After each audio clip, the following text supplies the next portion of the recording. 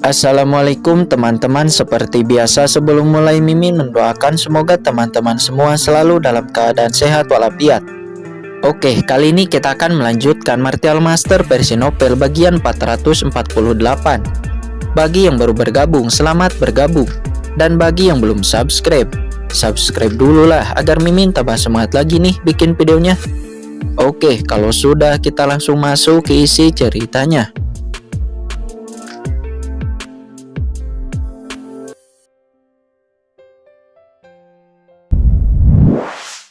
Ini adalah teknik alkimia kuno. Kata Pukian Kun, dia menghirup udara dingin. Sejauh ini sangat sedikit alkemis yang menguasai teknik ini di seluruh benua. Terakhir kali Pukian Kun melihat teknik ini itu adalah dari Kaisar Qingchen 300 tahun yang lalu. Seluruh proses pemurnian berlangsung sangat panjang. Namun pada akhirnya Qingchen berhasil memurnikan pil. Ini, bagaimana ini mungkin? Bukankah tungku pil sudah meledak? Mengapa masih berhasil? Bagaimana kamu melakukannya? Dan berapa tingkat pil ini? Mengapa saya merasakan tekanan dan kesulitan bernapas? Ji Dewei dan semua orang keluarga Ji nampak terkejut. Kamu sebenarnya bisa melakukan teknik alkimia kuno. Siapa kamu sebenarnya? Kata Pukian Kun dengan kaget. Anak ini tidak hanya berbakat dalam seni bela diri yang mencengangkan, dia juga berada di puncak pencapaian dalam formasi. Tetapi dia tidak menyangka bahwa bakatnya dalam alkemis juga tinggi dan menakutkan. Bagaimana mungkin istana berkabut menumbuhkan kejeniusan seperti itu? Oke, tidak perlu dipikirkan. Qingchen melambaikan tangannya dan segera beberapa pil jatuh ke telapak tangannya. Akhirnya berhasil. Sebelumnya dia benar-benar takut pemurniannya akan gagal. Jika dia gagal kali ini, bahkan jika dia mengosongkan kebun obat suci di istana berkabut, dia tidak akan bisa memberikan ramuan pemurnian yang kedua. Beberapa obat tingkat 9 sangat langka, bahkan di taman obat suci istana berkabut hanya ada satu tanaman. Pukian Kun, kamu harus bersiap. Setelah esensi sejati di tubuhku pulih, aku akan membantumu menyembuhkan lukamu, kata Qingchen kepada Pukian Kun. Meskipun pemurnian pil berhasil, konsumsi energi sejati Qingchen sendiri juga sangat besar. Oleh karena itu dia perlu memulihkannya. Dan kamu, Ji Dewei, kamu juga harus bersiap dan menyesuaikan keadaanmu. Di antara pil sebelumnya ada juga satu pil untukmu, kata Qingchen kepada Ji Dewei. Untukku? Ji Dewei tertegun. Chen Xiao, mengapa ada satu untukku? Apakah ada yang salah denganku? Kata Ji Dewei. Yang telah disempurnakan untukmu adalah Emperor Breaking Field. Dengan bakat dan kultivasi Anda ingin melangkah ke ranah puncak Martial Emperor tanpa kesempatan khusus. Saya khawatir tidak mungkin berhasil dalam puluhan tahun atau ratusan tahun. Dengan Emperor Breaking Field ini akan memungkinkan Anda untuk meningkatkan basis kultivasi Anda. Ada kemungkinan 50% bahwa Anda akan memasuki ranah puncak Martial Emperor. Tentu saja itu juga tergantung pada kemauan dan tekad Anda sendiri, kata Qingchen. Setelah leluhur keluarga Ji dari keluarga Ji jatuh, seluruh keluarga Ji tidak memiliki ahli Martial Emperor puncak. Ini jelas tidak mungkin dalam rencana Qingchen. Oleh karena itu Qingchen memurnikan pil untuk Ji Dewei. Biarkan aku menerobos tahap akhir puncak Martial Emperor. Ketika Ji Dewei mendengar kata-kata Qingchen, dia langsung terpana. Tubuhnya gemetar, wajahnya memerah dan dia menatap Qingchen dengan penuh semangat. Puncak tahap akhir Martial Emperor adalah yang selalu diimpikannya. Faktanya, Ji Dewei sudah memasuki ranah Martial Emperor tahap akhir sejak 100 tahun yang lalu. Selama bertahun-tahun dia berlatih keras agar bisa menembus puncak tahap akhir Martial Emperor. Tapi selama itu dia tidak mampu menerobos puncak tahap akhir Martial Emperor. Leluhur keluarga Ji, Ji Kenot, juga mengatakan bahwa ini karena kurangnya bakat dan hanya bisa mengandalkan waktu. Selama dia terus berlatih 100 tahun atau 200 tahun, suatu hari dia akan mencapai puncak tahap akhir Martial Emperor. Tapi sekarang Qingchen memberinya harapan seperti itu, jadi dia sangat bersemangat. Apa? Pukian Kun menarik napas dalam-dalam. Bocah ini membuat pil lagi sambil menyempurnakan sikuan Dabudan. Pukian Kun terkejut lagi. Dia yakin bahwa bahkan Master Alkemis Papilun Pil yang dikenal sebagai orang pertama dalam alkemis benua Tianwu mungkin tidak dapat melakukannya. Tetapi sekarang seorang pemuda kecil telah melakukannya. Saat ini Qin bersila dan mulai memulihkan esensi sejatinya. Di bawah desakan Kaisar 9 Surgawi, 1 jam kemudian, Qin kemudian berdiri. Hampir 80% esensi sejatinya telah dipulihkan. Penatua, kamu siapkan beberapa bahan untukku, kata Qin. Yah, baik. Ji Dewei menerima perintah dari Qin dengan ekspresi curiga di wajahnya. Ada beberapa jarum emas untuk akupuntur dan beberapa bahan khusus yang sama sekali tidak ada hubungannya dengan penyembuhan. Tetapi dia tidak mengatakan apa-apa lalu berbalik dan mempersiapkannya. Setelah beberapa saat, Ji Dewei kembali dan membawa bahan-bahan yang diminta Qin. Penatua, siapkan ruang rahasia untuk kami, kata Qin. Segera dia dan Pukian Kun datang ke satu ruang rahasia. Kalian semua keluar, kata Qin kepada Ji Dewei dan yang lainnya. Tapi Chen Xiao, Yu Qiansu dan Ji Ruyu mau tidak mau berbicara dari samping. Sebelum mereka bisa mengatakan apa-apa, Qin berkata kepada mereka berdua, kalian berdua juga harus keluar. Keduanya saling memandang dan kemudian mundur. Mereka tahu bahwa karena Shao Chen mengatakan demikian, dia pasti memiliki alasannya. Tidak dapat dipungkiri bahwa Ji Dewei merasa sedikit kecewa, terutama karena dia tidak dapat melihat teknik penyembuhan Qin. Setelah menutup ruang rahasia, Qin mengeluarkan banyak bahan-bahan. Jangan berpikir aku akan percaya kepadamu hanya karena ini, kata Pukian Kun. Kamu percaya atau tidak, cederamu akan segera sembuh, kata Qin seraya mengeluarkan arai Tiankong Wanjuan. Mendesaknya, formasi dasar muncul, disusul dengan munculnya sebuah altar. Mendudukan Pukian Kun di atas altar, menyempurnakan jarum emas, dan memasukkan pil merah ke dalam mulut Pukian Kun. Pil apa ini? Ini bukan pil yang dimurnikan sebelumnya, kata Pukian Kun. Setelah pil merah ini memasuki tubuhnya, Pukian Kun merasa seluruh tubuhnya terbakar. Dia meraung kesakitan dan darah merembes dari sudut mulutnya.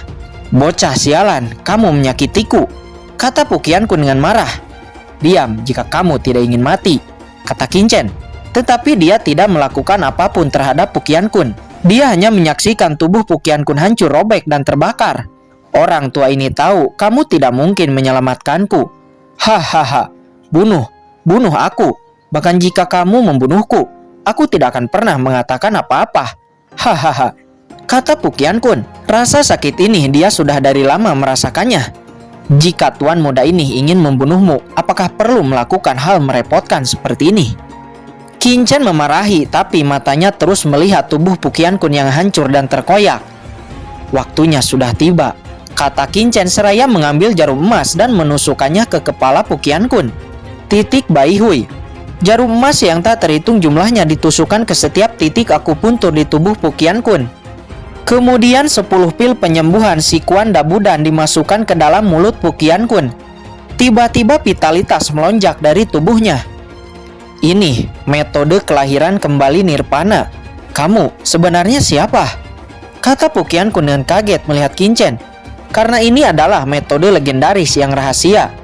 Diam, sekarang bukan waktunya untuk menebak identitas tuan muda ini. Tidakkah kamu ingin gagal? Kata Qin. Walaupun metode kelahiran kembali nirvana cukup menjamin, akan tetapi kelangkah mana dia bisa pulih itu tergantung kepada perkembangan selanjutnya. Pukian Kun sendiri menyadari hal ini. Dia kemudian tidak banyak bicara. Setelah sekian lama dia akhirnya memiliki kesempatan untuk pulih, maka dia tidak akan menyia-nyiakannya. Nyala api menyala dan vitalitas yang melonjak meresap. Tubuh Pukian Kun yang hancur dengan cepat terbentuk di dalam api, seperti kehidupan baru, mekar dengan cepat. Berhasil, Qin menghela napas panjang. Metode rahasia ini memiliki persyaratan yang sangat tinggi untuk pengendalian kekuatan mental, dan satu kesalahan akan menyebabkan kehancuran total tubuh Pukian Kun. Sekarang tubuh Pukian Kun perlahan memancarkan jejak kabut dan daging serta darah beregenerasi. Ini adalah efek dari 10 pil Sikuan Dabudan. Ini hampir selesai. Sekarang tubuh fisik telah diperbaiki.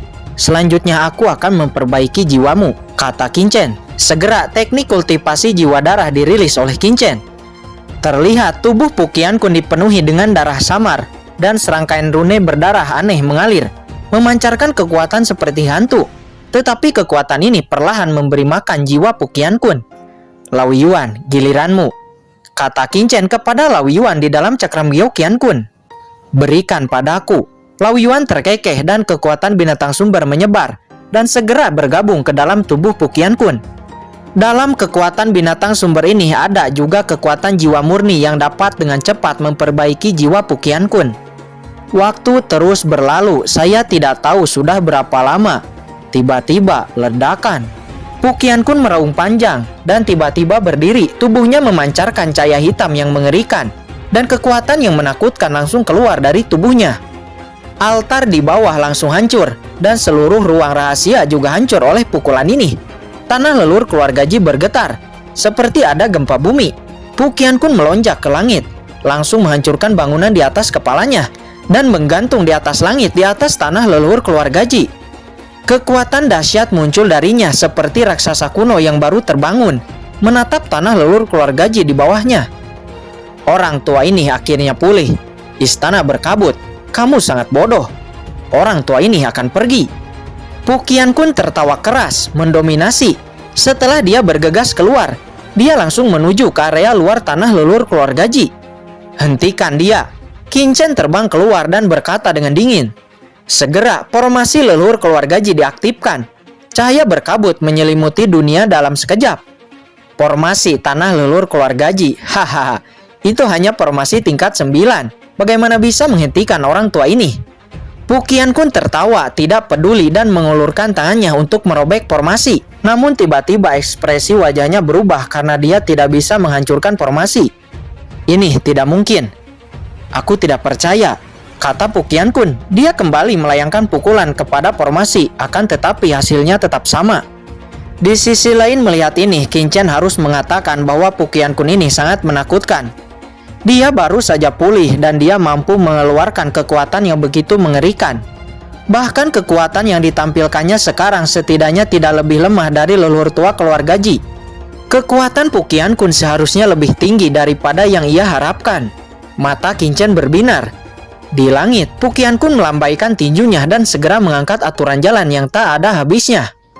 Namun itu tidak berguna, tidak peduli bagaimana Pukian Kun melakukannya. Formasi leluhur keluarga Ji tidak dapat dipecahkan. Itu normal, batasan yang dibuat Jibuksu ini sangat kuat.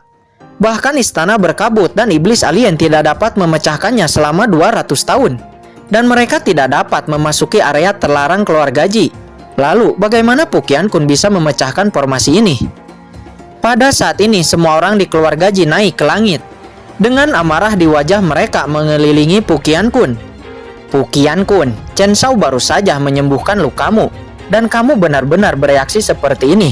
Apakah kamu tidak berlebihan? Kata Ji Dewei. Apakah kamu benar-benar berpikir aku akan mempercayaimu? Pukian Kun menengus dingin sampai sekarang dia tidak mempercayai siapapun. Kenapa kamu begitu keras kepala? Ji Dewei terdiam dan dia masih meragukan mereka. Apakah orang ini idiot? Chen Shao, lebih baik bawa dia secara langsung, kata Ji Dewei. Hanya kamu bisa mencobanya. Kesalahan terbesarmu adalah menyembuhkan lukaku. Apakah kamu berpikir bahwa saya akan sepenuhnya mempercayaimu? Konyol, kata Pukian Kun. Kenapa kamu begitu keras kepala? Tidak heran kamu akan ditangkap oleh istana berkabut. Saya tahu Chen Shao seharusnya tidak menyelamatkanmu dari istana berkabut dan tidak menyembuhkanmu. Melihat sikap Pukian Kun, Jiruyu menjadi sangat marah. Oke, jangan bicarakan tentang itu semuanya. Saat ini Qin Chen tampak tenang seolah-olah dia tidak mengambil sikap Pukian Kun sama sekali. Dia tersenyum dan melambaikan tangannya kepada semua orang lalu berkata, kalian semua kembali, biarkan aku mengobrol berdua dengannya. Tapi, Chen Shao, akhirnya semua orang tidak punya pilihan selain mundur, berdiri di bawah tanah leluhur dan mengamati dari kejauhan. Qin Chen melambaikan tangannya, pengekangan tak terlihat meresap dan segera membungkus mereka berdua di dalamnya, mengisolasi segalanya dari dunia luar. Saudaraku, jangan gugup. Saya tahu bahwa kamu memiliki dendam terhadapku. Aku mengerti kamu telah menderita terlalu banyak siksaan dan persengkongkolan selama bertahun-tahun. Qin Chen menggelengkan kepalanya dan menghela napas dalam-dalam. Apakah kamu pikir hanya dengan cara ini aku akan mempercayaimu? Pukian Kun mencibir. Ribuan tahun pingsan di samping danau Baiyun. Melihat ke bawah, ke sungai tak tertandingi. Qin Chen tiba-tiba tersenyum. Ini adalah 4 kalimat yang dia ucapkan saat menyelamatkan Pu Qianqun. Ekspresi Pu Qianqun tiba-tiba berubah. Siapa kamu? Dan mengapa kamu tahu 4 kalimat ini? Kata Pu Qianqun. Kakak Pu, Qin ada di tempat kejadian waktu itu. Kenapa dia tidak tahu?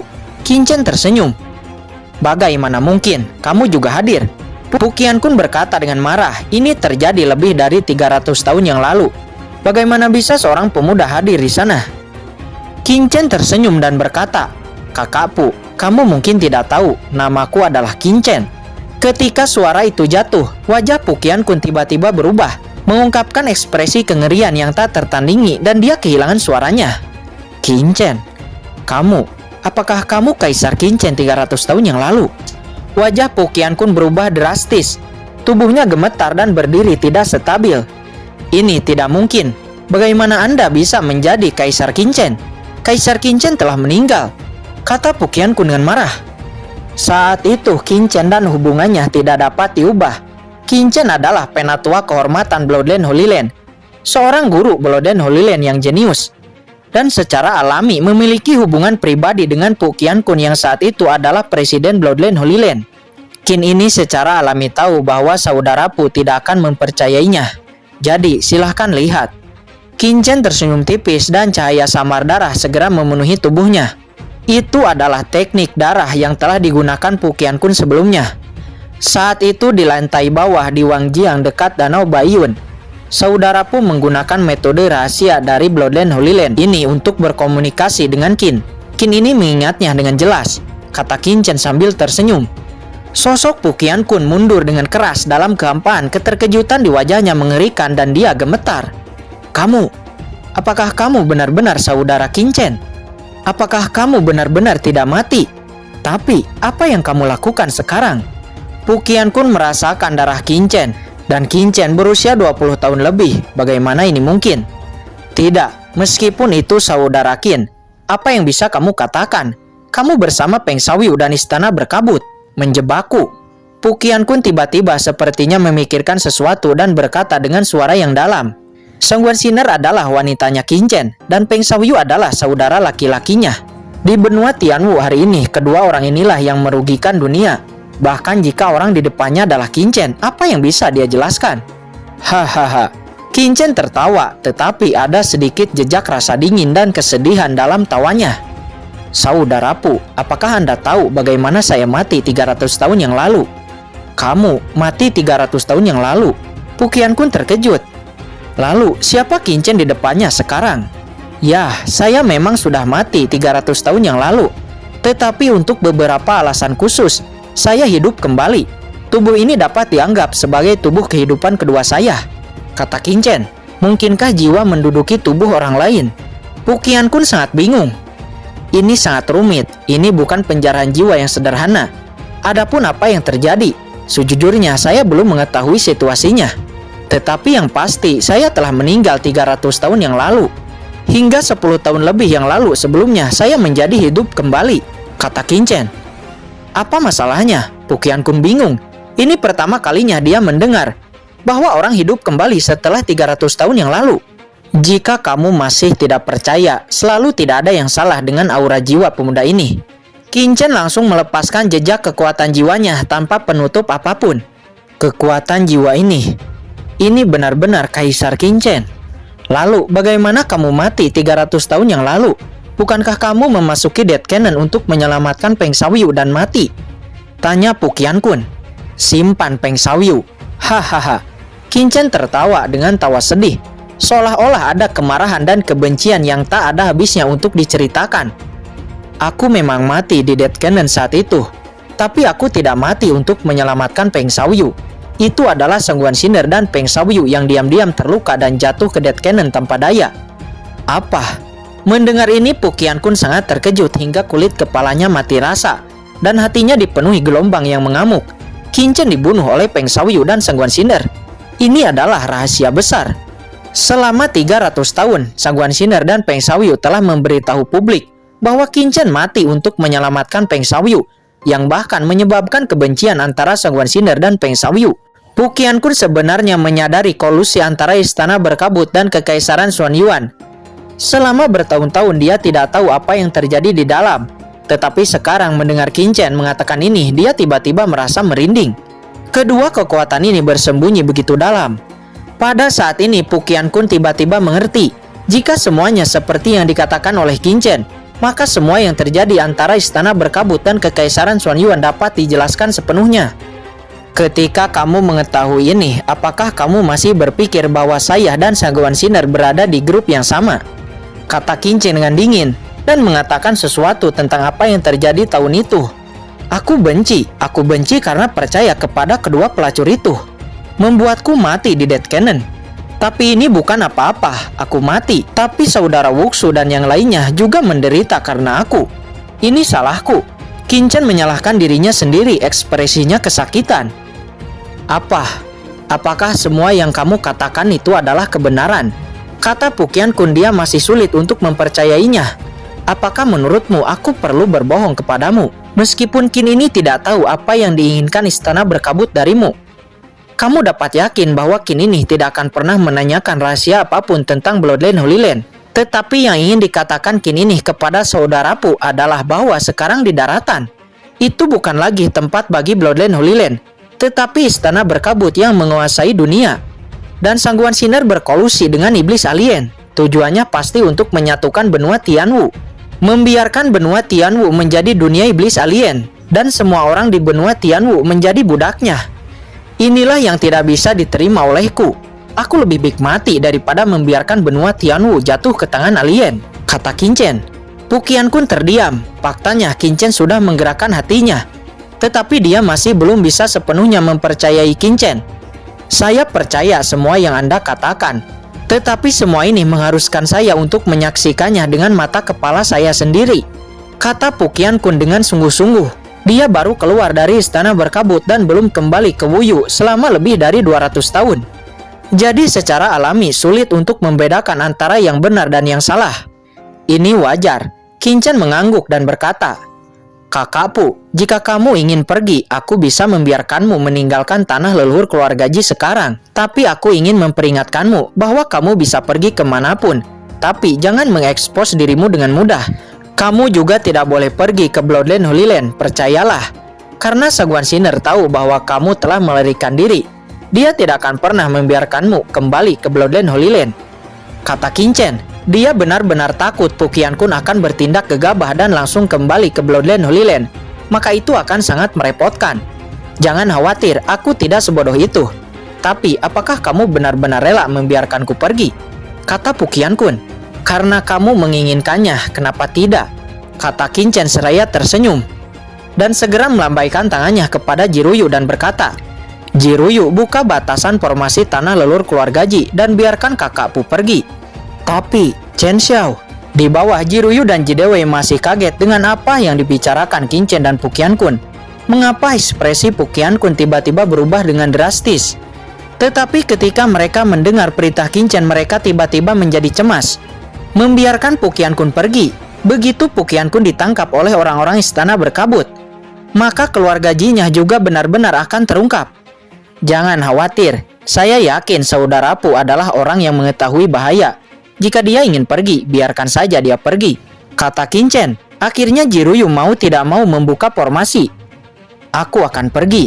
Pukian Kun melirik Qin Chen sedikit terkejut. Qin Chen benar-benar membiarkan dirinya pergi. Dia melihat bahwa Qin Chen tidak berbicara.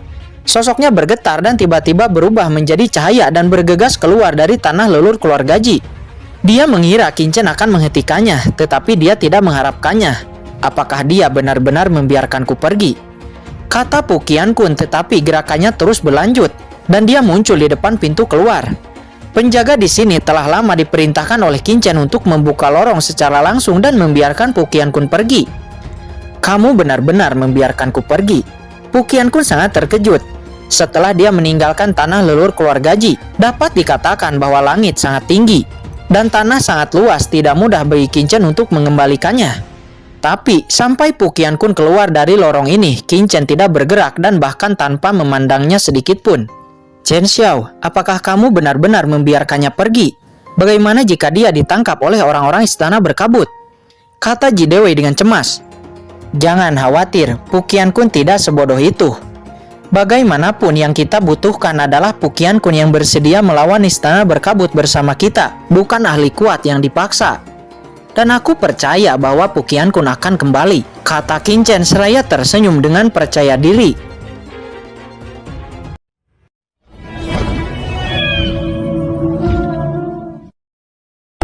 Oke guys, sudah dulu ya. Jangan lupa subrek biar lanjut terus ceritanya. Bagi yang sudah subrek, mudah-mudahan dimudahkan rezekinya. Mimin undur diri. See you next and goodbye.